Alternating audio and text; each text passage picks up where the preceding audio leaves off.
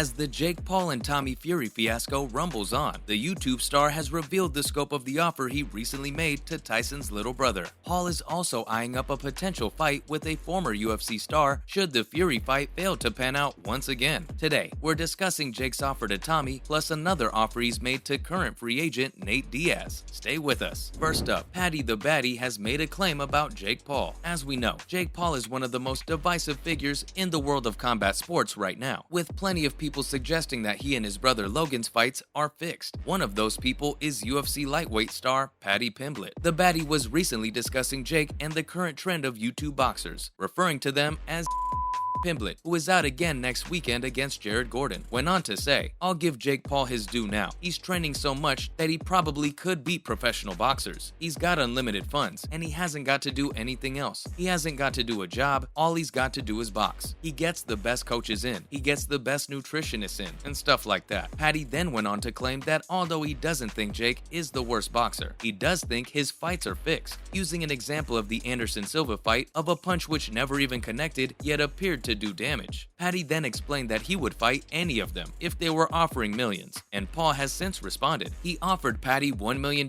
if he can beat him in a sparring session, but if Jake wins, Pimblett has to join his new United Fighters Association. Paddy then revealed he will be in the PI next week, encouraging Jake to bring $1 million in a bag if he's serious. Wow. Next, we're talking John Fury. Don't go anywhere. Tyson's old man well and truly embarrassed himself at the Mayweather vs. Deji fight a few weeks back, as he took to the ring to confront Jake while shirtless. John was angry at how Paul had been goading Tommy Fury, as he provided commentary on his fight, at one point shouting obscenities such as, "You have no."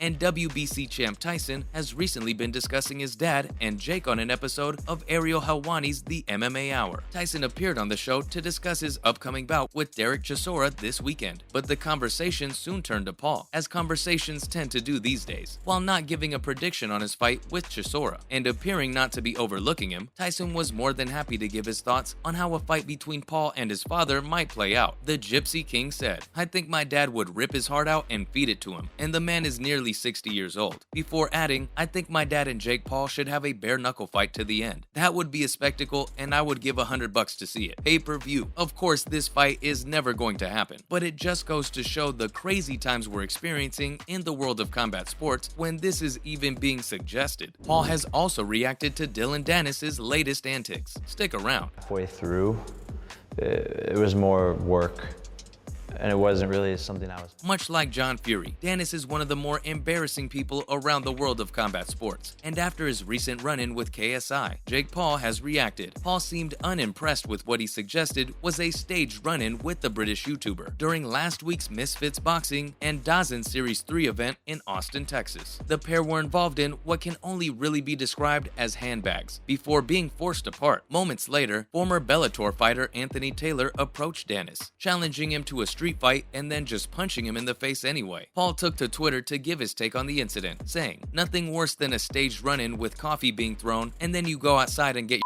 by some real ones." Of course, Dennis was involved in an altercation with Nate Diaz outside Madison Square Garden after UFC 281, so it hasn't been a great month for his image really. He also hasn't competed in an MMA fight for 3 years, and has largely turned himself into a parody, after being widely regarded for his BJJ acumen when he first started out. What do you guys make of Dennis? Now, what about these offers to Fury and Diaz? Let's see.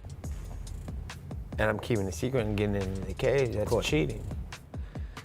Jake Paul took to Twitter earlier this week in search of his next boxing opponent. Of course, those rumors of a fight with Tommy just refuse to go away, in part because Jake himself fuels them. He again goaded the Englishman into a fight by tweeting, "Tommy Fury, the contract is with your team. 7 figures, 6 times what you made in your last fight. You signing, right?" However, just minutes before suggesting a matchup with Tommy, Jake had also tweeted at former UFC favorite Nate Diaz in a bid to coax him into the boxing ring. Nate, who has just left the UFC after completing his final fight against Tony Ferguson back in September, is thought to be exploring the possibility of a boxing fight, which Paul knows all too well. The YouTuber appeared to have little to no respect for Nate's combat sports achievements, tweeting, "Hi Nate, finally out of your UFC contract? Let's see how tough you are in the boxing ring instead of hallway slap contests," before tagging him. He then claimed to have a venue all sorted out and an offer ready for the Stockton favorite. All he needs to do is show up and sign. While a fight with Tommy Fury is probably a pipe dream at this point, Diaz fits Paul's MO perfectly, as someone who is way past their prime and is much smaller than him. Who would you guys like to see Paul fight? News that Nate's free agency is now official is next.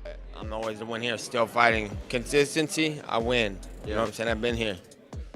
Nate completed his final fight as a UFC fighter back in September, submitting Tony Ferguson to complete his run as one of UFC's most popular fighters of all time. He had been expected to face off against Khamzat Chimaev in what many have said would probably have been a mauling in favor of the Chechen, but Chimaev's horrendous weight miss meant Dana had to reshuffle the card some. Diaz had to wait a period of time before his release became official from the UFC to give them time to prepare a final offer, but it has been understood for some time that Diaz would be moving on when his contract was up, so the company officially waived the negotiation period earlier this week. He now becomes one of the most sought-after free agents in combat sports history and has no shortage of offers. Diaz leaves the company with 27 fights under his belt, with the company record of 16-11, and reflecting on Diaz's career with MMA's premier organization, UFC head Dana White said, "Whatever he moves on to do, I wish him nothing but the best. He's starting his own organization, or getting into promoting or doing something else. I wish him nothing but the best of luck. It's been awesome having him here," while also insinuating that he would be happy to welcome Diaz back to the UFC one day. What do you guys think Nate should do next?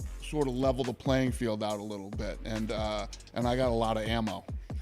And finally, where could Diaz end up? I'm not getting any more cuts in my face. I'm done with that. I don't want to be cut anymore.